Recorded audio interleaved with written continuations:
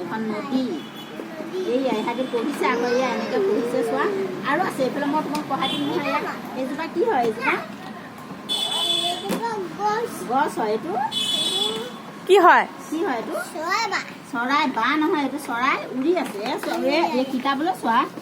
আৰু এইটো এইটো কি হয় অঁ হাম্বাটো ক'ত আছে গছৰ তলত বহি আছে হয়নে অঁ সেইটো গৰু আৰু কি কৈছে কোৱা আৰু আৰু এয়া কি কৰিছে এয়া এয়া এয়া কোনটো কোনটো আগৰ আৰু